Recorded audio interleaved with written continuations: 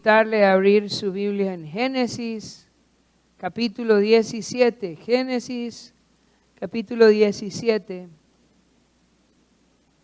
El tema de esa mañana es profundizando en el pacto abrahámico. Profundizando en el pacto abrahámico. En el capítulo 17 el Señor nuevamente va a explicarle a Abraham el pacto que ha establecido con él. Y mientras estudiamos Génesis 17, me gustaría que pueda reflexionar en esa pregunta. Si soy justificado por gracia, ¿por qué debo obedecer? Si soy justificado por gracia, ¿por qué debo ser una persona obediente al Señor? Pensando en eso, vamos a leer los primeros 2 versículos del capítulo 17. Génesis 17, versículo 1 y versículo 2. Dice: era Abraham de 99 años cuando le apareció Jehová y le dijo: yo soy el Dios Todopoderoso. Anda delante de mí y sé perfecto. Y pondré mi pacto entre mí y ti, y te multiplicaré en gran manera. Abraham en ese momento tenía 99 años. Y saben, hermanos, el Señor seguía tratando en la vida de Abraham. Yo no sé cuántos años tiene usted, pero a veces uno llega a un punto en donde dice: no, yo ya estoy hecho, ya soy lo que soy, ¿verdad? Ya aprendí lo que iba a aprender. Pero el Señor a los 99 años de Abraham sigue tratando con él. Sigue trabajando en su fe, sigue trabajando en su vida. Y si el Señor le tiene de pie aún, hermano, ¿sabe por qué? Es porque Él sigue trabajando con usted. El día que termine se lo va a llevar. Pero mientras esté aquí, es porque el Señor sigue trabajando en su vida. Si el Señor le permitió esa mañana abrir sus ojos, es porque Él está trabajando con usted. Dice que Abraham tenía 99 años. Había pasado 13 años desde el incidente con Agar. 13 años en los cuales el Señor no había hablado. En los cuales el Señor no había aparecido a Abraham. Y de pronto en Abraham habían empezado a surgir dudas. Tengo 99 años. Yo he cometido muchos errores. ¿Será que el Señor va a cumplir su promesa en mi vida? ¿Será que el Señor va a cumplir su pacto? De pronto eran cosas que venían a la mente de Abraham. Y el Señor se le aparece y le dice: yo soy el Dios Todopoderoso. Yo soy el Dios Todopoderoso. Este nombre de Dios es El Shaddai. Yo soy El Shaddai, el Dios Todopoderoso. Y vamos a ver cómo este nombre de Dios se relaciona con todo lo que pasa a lo largo del capítulo. Yo soy el Dios Todopoderoso.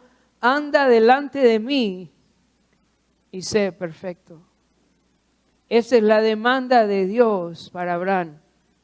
Anda delante de mí y sé perfecto. Le dice: yo soy el Dios Todopoderoso y lo que quiero es que tú vivas en mi presencia y que vivas en integridad.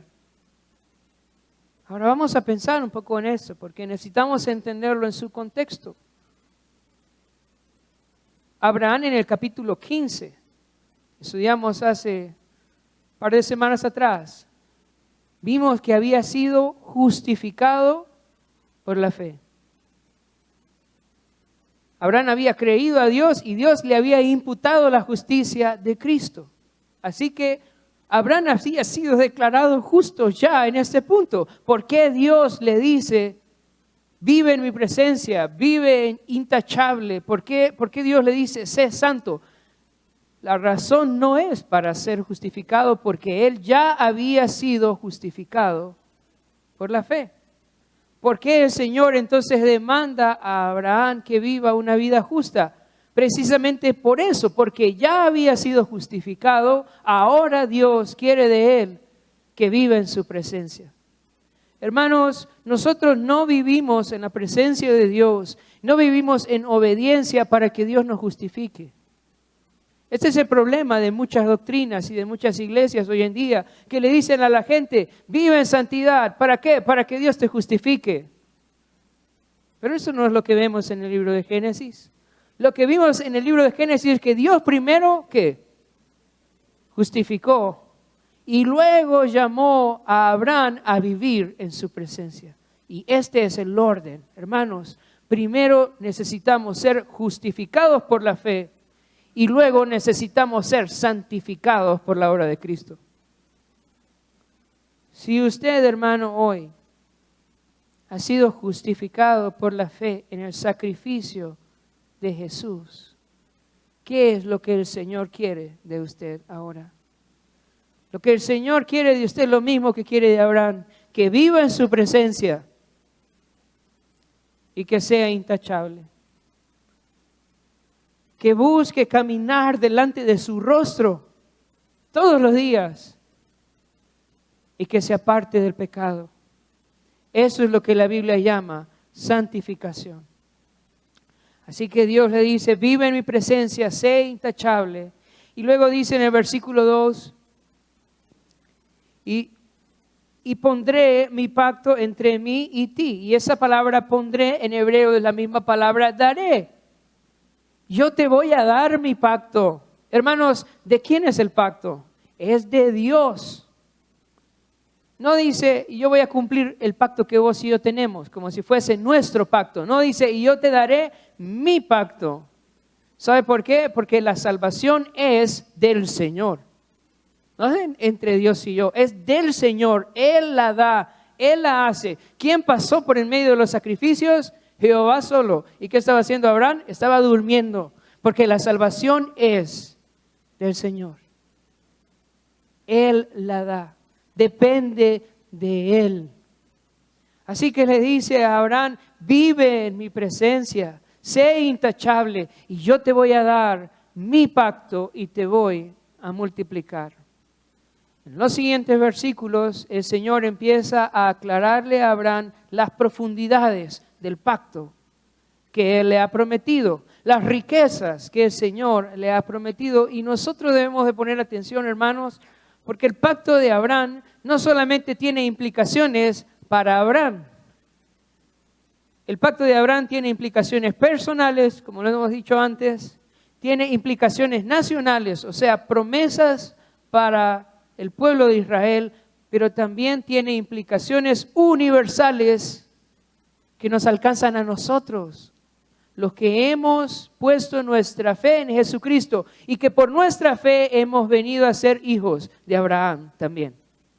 Así que mientras estudiamos este pacto abrahámico, yo quiero que usted vaya pensando qué cosas son para Abraham, qué cosas son para Israel y qué cosas son para usted como un hijo de Dios. Como alguien que ha puesto su fe en Jesucristo y ha seguido los pasos de la fe de Abraham. Vamos a ir estudiando entonces ahora las profundidades del pacto. ¿En qué consiste este pacto que hizo Dios con Abraham? Versículo 3. Dice, entonces Abraham se postró sobre su rostro y y Dios habló con él diciendo, he aquí mi pacto es contigo, y serás padre de muchedumbre de gentes. Y no se llamará más tu nombre Abraham, sino que será tu nombre Abraham, porque te he puesto por padre de muchedumbres y de gentes. Y te multiplicaré en gran manera, y haré naciones de ti, y reyes saldrán de ti. Y estableceré mi pacto entre ti y tu descendencia después de ti en sus generaciones, por pacto perpetuo. Escucha eso, dice, para ser tu Dios y el de tu descendencia después de ti. La primera riqueza de este pacto era el privilegio de que el Todopoderoso fuera nuestro Dios. Había muchas naciones en la tierra, muchas naciones, y cada nación tenía su Dios. Pero el Señor iba a hacer de Abraham una nación diferente. Y Él iba a ser el Dios de ellos.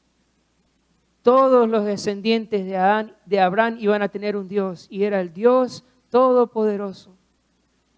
Hermanos, a veces nosotros no valoramos el privilegio que nosotros tenemos de que el Todopoderoso sea nuestro Dios. Este es un privilegio, esta es una riqueza inmensa, poder ver al Dios de Abraham y saber que Él es mi Dios. Él es mi Dios. Toda relación, hermanos, toda relación tiene responsabilidades y tiene beneficios. Si nosotros pudiéramos entender todos los beneficios que nosotros tenemos al entrar en esta relación donde nos convertimos en el pueblo de Dios. ¿Cuáles son los beneficios de ser nosotros el pueblo de Dios? Vamos a pensar un poco en el matrimonio y luego lo vamos a llevar a nuestra relación con Dios. Matrimonio tiene beneficios y tiene responsabilidades. ¿Estamos de acuerdo? ¿Hay beneficios en el matrimonio o solo responsabilidades? Hay beneficios y responsabilidades. ¿Okay? Pensando en la esposa, en Efesios 5, ¿qué le dice el Señor a la esposa en su relación matrimonial? ¿Qué le dice? ¿Qué? Nadie sabe, ¿verdad? Me pasó lo mismo en las 3 reuniones. Nadie ha leído Efesios 5. Y dice la Biblia que la esposa debe someterse a su esposo. Eso es su responsabilidad. En el matrimonio, la idea de respetarlo, la idea de honrar a su esposo, ¿verdad? De estar bajo su liderazgo, eso es lo que la Biblia enseña. Es una responsabilidad de la esposa en el matrimonio. Ahora, ¿cuál es la responsabilidad del esposo? Piénsalo. Efesios 5, dice amar a su esposa, pero dice amar como ¿quién? Como Cristo amó a su esposa. Entonces vamos a pensar en eso.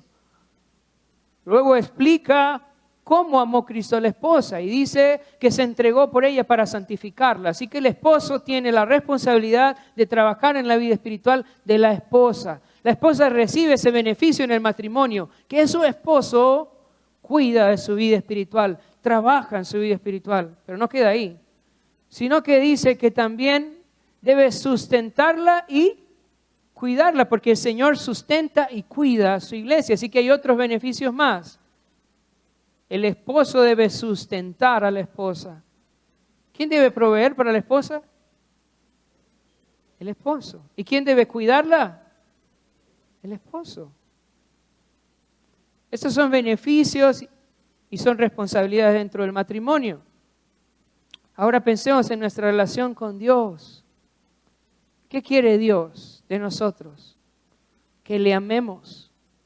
Que le amemos con todo nuestro corazón, con toda nuestra mente, con toda nuestra fuerza, que le amemos a Él. Ahora, ¿qué nos da Él?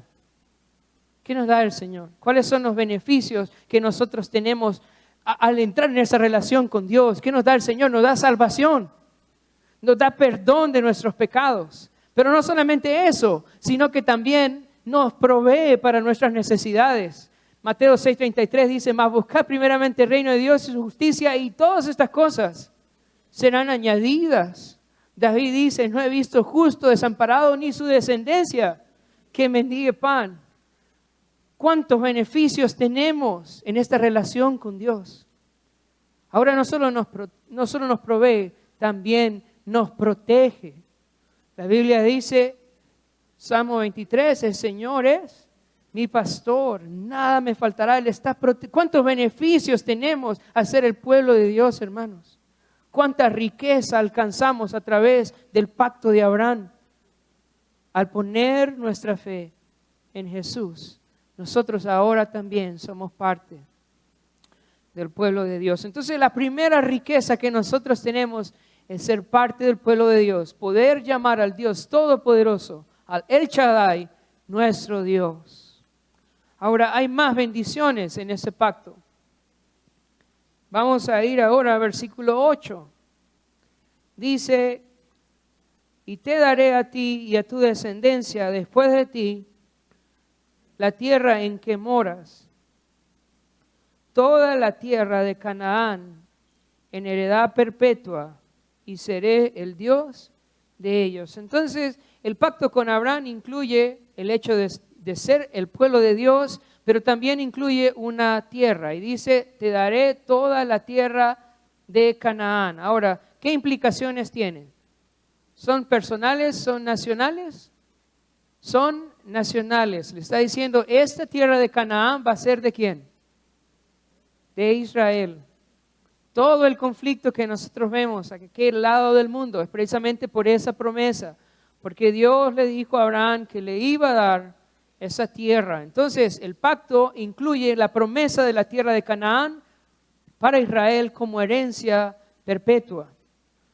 Ahora, también en un sentido espiritual, Dios nos ha prometido una tierra, un lugar, una herencia en los cielos. Y eso lo entendió también Abraham. Vamos a ir a Hebreos, capítulo 11.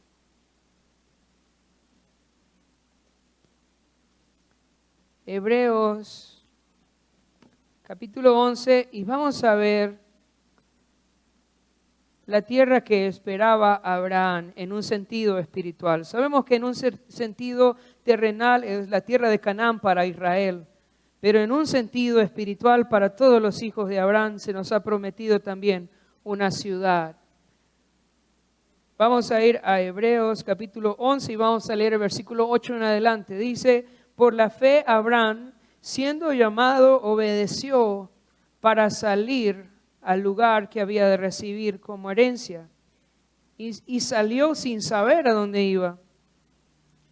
Por la fe habitó como extranjero en la tierra prometida, como en tierra ajena, morando en tiendas con Isaac y Jacob, coherederos de la misma promesa. Versículo 10, porque esperaba la ciudad que tiene fundamentos, escucha esto, cuyo arquitecto y constructor es Dios. Así que el pacto de Abraham no solo incluye la tierra de Canaán para Israel, sino que también incluye la herencia celestial para todos aquellos que por la fe hemos venido a ser también hijos de Abraham. Esta ciudad que tiene fundamentos y que cuyo arquitecto, y no solo arquitecto, porque arquitecto es el que dibuja, el que hace el diseño, pero no solo el arquitecto, sino el arquitecto y constructor es Dios. Así que otra riqueza de este pacto con Abraham es tener una morada en los cielos, poder participar de esa ciudad celestial que el Señor está preparando para los suyos. Juan 14, cuando el Señor se va, ¿verdad? Dice, no se turbe su corazón y tenga miedo. Más adelante le dice, yo voy a preparar lugar para vosotros. Y luego, ¿qué va a hacer? Él va a regresar y nos va a tomar con Él para que participemos de este lugar. Yo no sé, hermano, si usted tiene casa aquí o si usted tiene terreno acá, pero yo quiero decirle que lo importante es que usted tenga allá su morada. Eso es lo importante. Nuestra vida aquí pasa rápido, pero allá vamos a morar por la eternidad. ¿Cuánta bendición hay en este pacto que el Señor le da a Abraham? Entonces, además de darle el privilegio de ser un pueblo para Él, también les da una tierra y luego en el versículo 9 al 14 les da la señal de la circuncisión. Vamos a ver qué es esto de la señal de la circuncisión. 17, capítulo 17, versículo 9 al 14. Dijo de nuevo Dios a Abraham, en cuanto a ti, guardarás mi pacto, tú y tu descendencia después de ti, por sus generaciones. Este es mi pacto que guardaréis entre mí y vosotros, y tu descendencia después de ti, será circuncidado todo varón de entre vosotros. Circuncidaréis, pues, la carne de vuestros prepucios, y será por señal del pacto entre mí y vosotros. Y de edad de 8 días será circuncidado todo varón entre vosotros por vuestras generaciones. El nacido en casa y el comprado por dinero a cualquier extranjero que no fuere de tu linaje. Debe ser circuncidado el nacido en tu casa y comprado por tu dinero. Y ese hará mi pacto en vuestra carne por pacto perpetuo. Y el varón incircunciso, el que no hubiere circuncidado la carne de su prepucio, aquella persona será cortada de su pueblo, ha violado mi pacto. Entonces, además de las promesas, el Señor le da una señal del pacto, una señal en su carne. Ellos tenían a todo varón que cortar la piel del glande, ¿verdad?, de su órgano sexual, y cortarlo y sacarlo.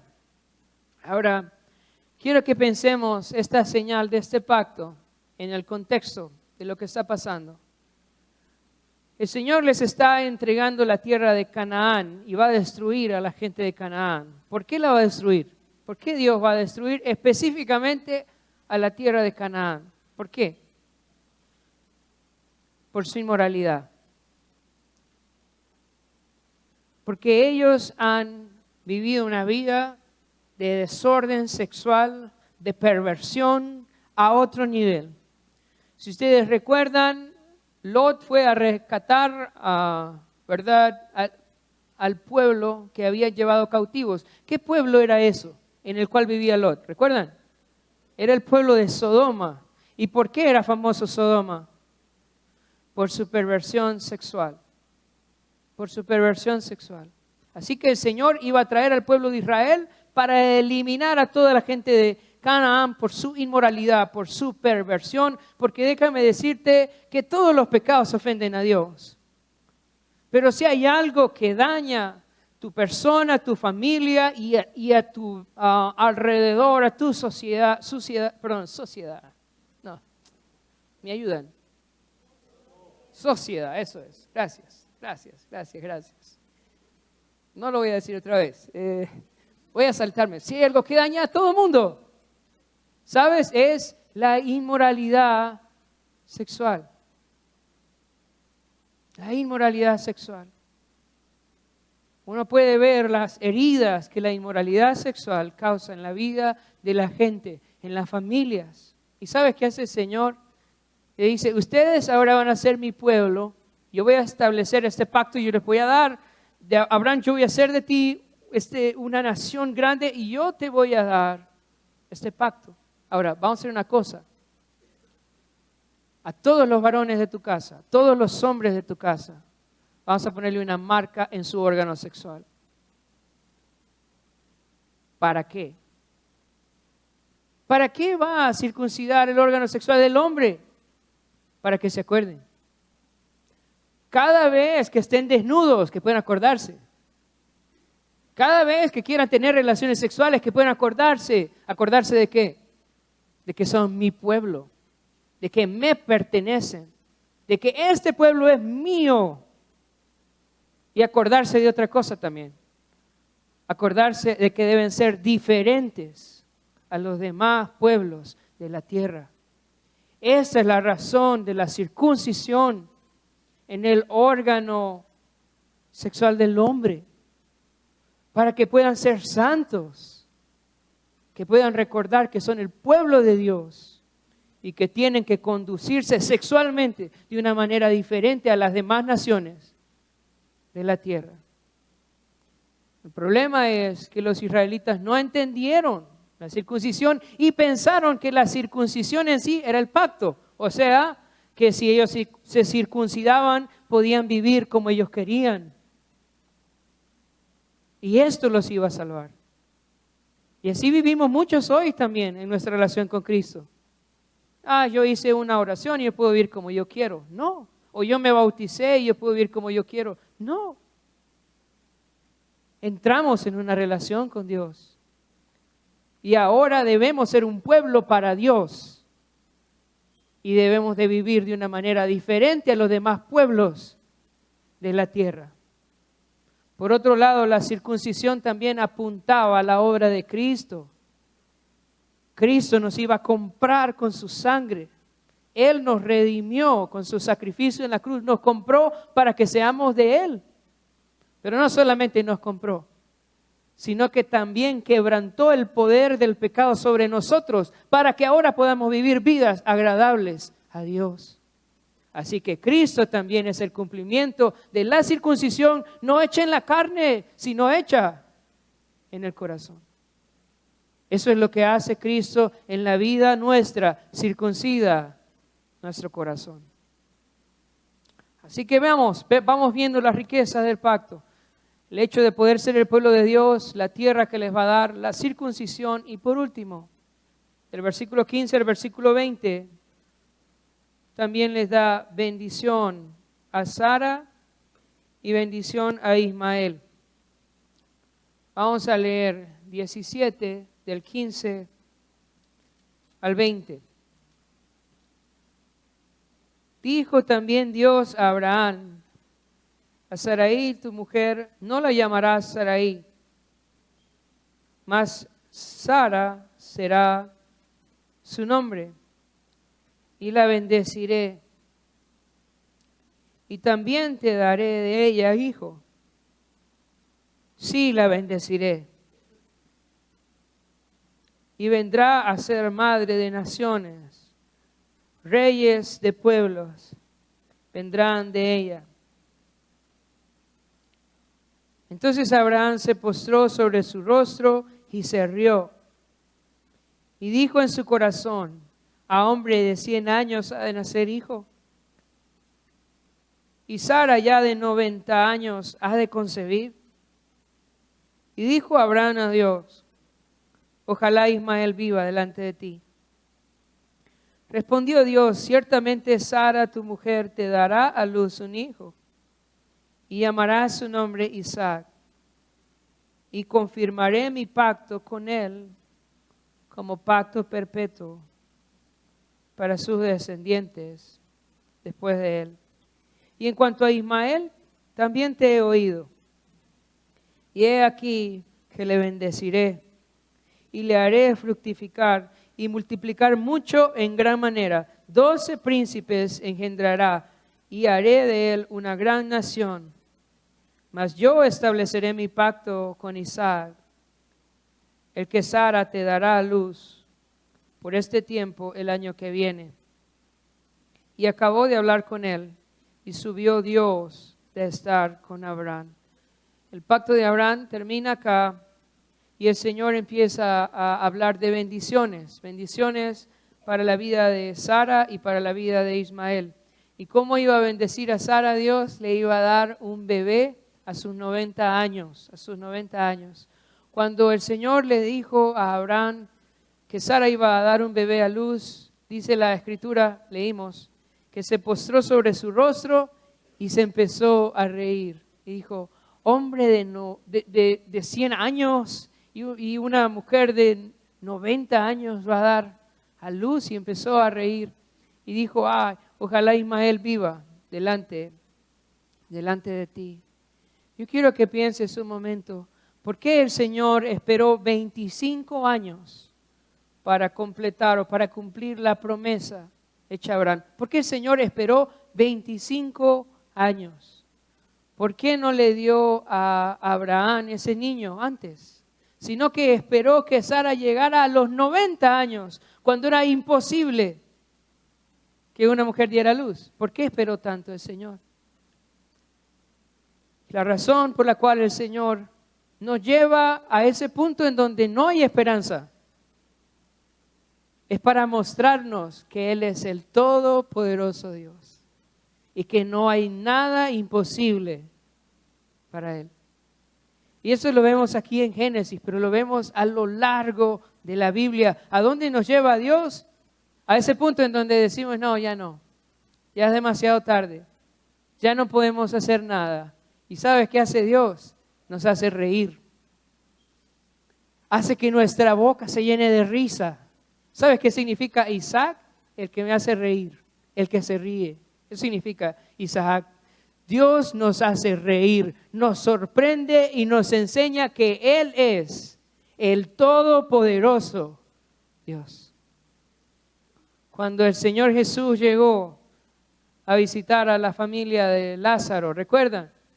¿Qué le dijo Marta? No, Señor, ya tiene cuatro días, ya llegue. ¿Y qué dijo el Señor? Quiten la piedra. ¿Y qué dijo? Lázaro, ven fuera, porque el Señor es el Señor que todo lo puede. Y a Él le encanta hacer estas cosas en nuestra vida. Llenar nuestra boca de risa, mostrándonos que para Él nada es imposible. Yo no sé qué cosa estás esperando de parte de Dios, pero yo quiero que recuerdes que el Señor es el Señor que todo lo puede y que para Él nada es imposible. Después de bendecir a Sara, también bendice a Ismael, hermanos, también bendice a Ismael. Y si usted lee con cuidado la bendición a Ismael, es una serie de palabras bonitas. Le dice, lo haré multiplicar en gran manera, fructificar, saldrán de él 12 príncipes, haré de él una gran nación. El Señor no está enojado con Ismael. El Señor le bendice. ¿Sabes? Ismael no tiene la culpa de todo lo que pasó. ¿Y qué quiere hacer el Señor? Bendecir a Ismael. ¿Y sabe qué queríamos hacer nosotros? Orar por ellos. Orar porque los descendientes de Ismael puedan conocer a Jesús y puedan alcanzar el perdón y la salvación que solo Jesús da. Nosotros no tenemos por qué odiar a Ismael. Nosotros debemos de orar por la salvación de todos los árabes. Al final y al cabo, somos medio parientes por Abraham allá.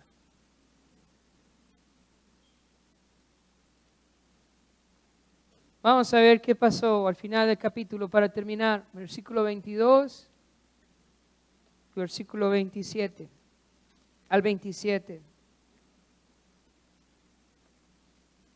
Dice, y acabó de hablar con él y subió Dios de estar con Abraham. Entonces tomó Abraham a Ismael, su hijo, y a todos los siervos nacidos en su casa, y a todos los comprados por su dinero, y a todo varón entre los domésticos de la casa de Abraham, y circuncidó la carne del prepucio de ellos en aquel mismo día, como Dios le había dicho. Y era Abraham de edad de 99 años cuando circuncidó la carne de su prepucio. E Ismael su hijo era de 13 años cuando fue circuncidada la carne de su prepucio.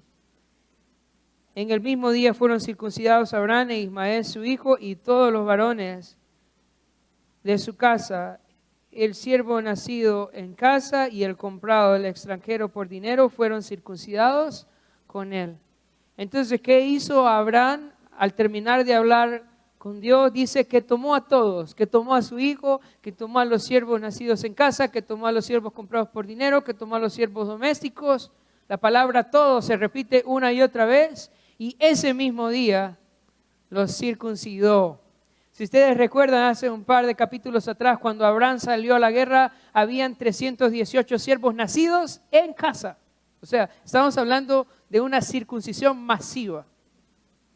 Este es un gran evento, hermanos. A veces solo lo leemos, pero ¿qué tal si hacemos el ejemplo? El día de hoy vamos a circuncidar a todos los hombres de impacto. ¿Qué dicen? No era una cosa pequeña lo que Abraham hizo. Aquí demuestra obediencia, fe, liderazgo en su casa también. No es el mismo Abraham que vemos atrás. Es un Abraham que ha crecido, que está confiando en el Señor y que quiere obedecer al Señor. Y en ese momento nos da un ejemplo de cómo debe ser la obediencia. Dice que tomó a todos. Hermanos, la obediencia debe ser completa. Porque a veces queremos medio obedecer al Señor. Pero mire cuántas veces se repite la palabra todos aquí. Todos, todos, todos, todos, sin excepción. La obediencia al Señor debe ser completa. Abraham hizo eso el mismo día. La circuncisión que hizo en su casa fue el mismo día. Por lo tanto, la obediencia debe ser inmediata. Si el Señor te ha pedido algo, ¿cuándo debes de hacerlo? Hoy. Si te ha pedido que perdones, hoy. Si te ha pedido que dejes una relación incorrecta, ¿cuándo debes de hacerlo? Hoy. Si te ha pedido el Señor que apoyes a alguien. ¿Cuándo debes hacerlo? Hoy. La obediencia debe ser inmediata. Y también la obediencia debe ser como el Señor lo mandó, en base a los parámetros bíblicos, tal como la Biblia dice, así he de hacerlo yo también. Esta es la obediencia que el Señor espera de nosotros. Para terminar, vamos a ver algunas conclusiones de la historia de hoy. Conclusiones. Entramos en una relación con el Dios Todopoderoso y Él demanda de nosotros obediencia. Tenemos una relación con Dios. ¿Por qué obedecemos? Porque tenemos una relación con Dios. ¿Obedecemos para tener una relación con Dios? No. Obedecemos porque ya tenemos una relación con Dios. ¿Obedecemos para ser justificados? No. Obedecemos porque fuimos justificados. Y ahora tenemos una relación con Él. Y Él demanda obediencia de su pueblo, santidad de su pueblo, justicia de su pueblo. Si usted es una persona salva, entonces usted tiene que vivir para Dios. La bendición primera y más grande, hermanos, que puede alguien tener es una relación con Dios. Todo lo demás es añadidura. Esa es la bendición más grande. ¿Sabes, hermanos? A veces estamos tristes por cosas terrenales, por cosas que no tienen valor, por cosas del mundo, en vez de estar gozosos porque el Dios del universo es nuestro Padre, porque tenemos una relación con Él. Hermano, no es una razón suficiente para irse a almorzar feliz esta tarde, saber que usted tiene una relación con Dios, con el Dios que todo lo puede. No es una razón para levantarse cada día con alegría, saber que sus pecados le han sido perdonados y que ahora Él es su Padre. Tenemos que meditar más en esto. Debemos recordar que en Cristo hemos sido comprados y apartados para Dios. Nuestra confianza no está en la circuncisión hecha de manos, sino en la obra de Cristo.